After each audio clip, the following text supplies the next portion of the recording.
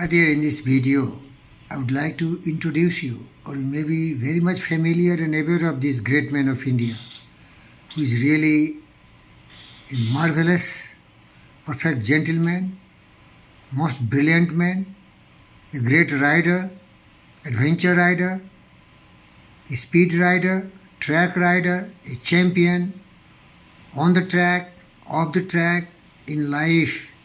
He is Mr. Sumi, the most handsome man I have ever met. He is not only handsome by his physical appearance, but his words are so inspiring, motivating, and guiding us to really enjoy our life in the world of two-wheeler thrilling experience. Now I will present to you, just I am borrowing some clips from this great man, Mr. Sumi.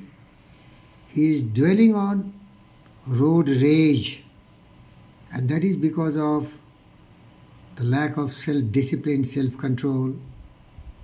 People do not respect the people who are sharing the roads with them. They are immature, they want to compete, they violate the traffics, they are idiots.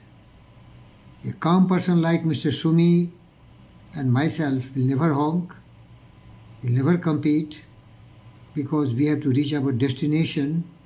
We are not the racetrack. Now I present to you the great man of India, Mr. Sumi, who has really such a extraordinary talents and such a vast experience that I also recommend listen to his power drift videos.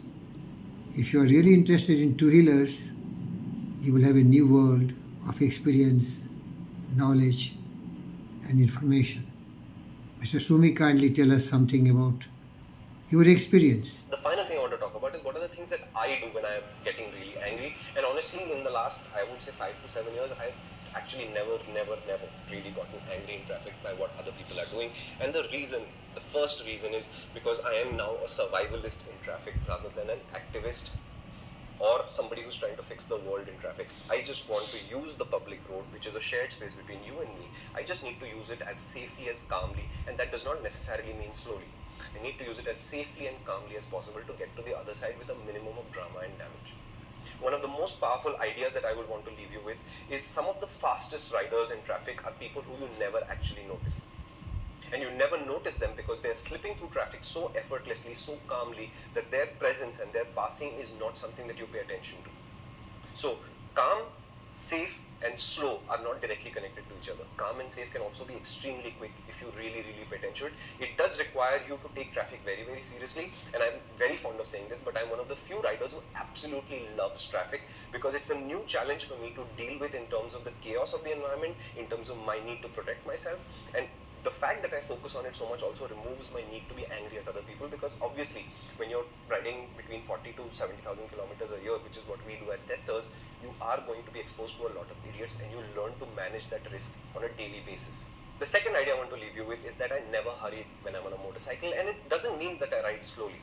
It means that my pace in traffic is a function of what's going on around it, what can I see, and how comfortable I'm feeling with that pace. And over time, this actually builds up to a fairly good pace, and you'll actually do very fast average speeds even through heavy traffic.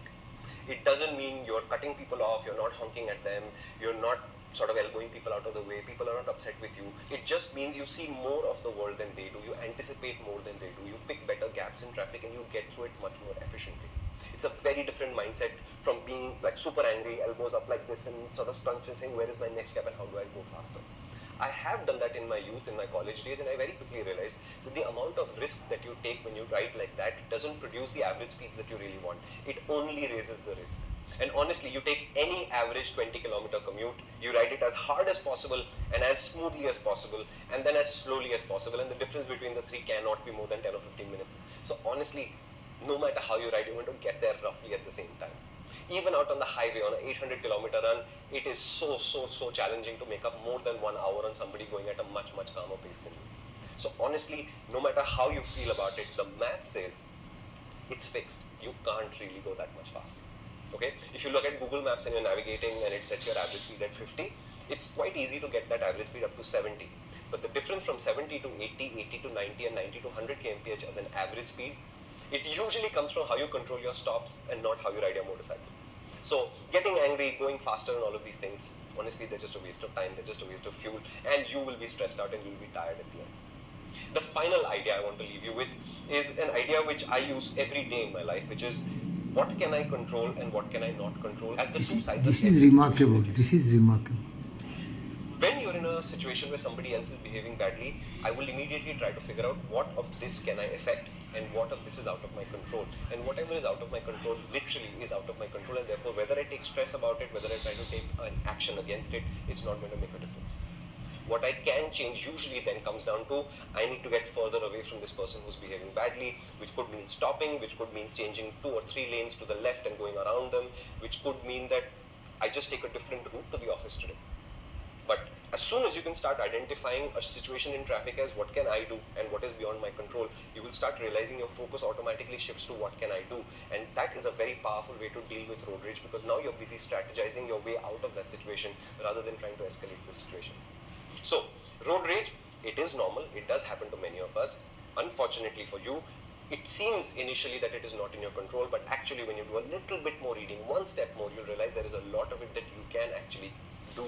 And the basic thing about road rage is when you get angry, you need to have a strategy to calm yourself down.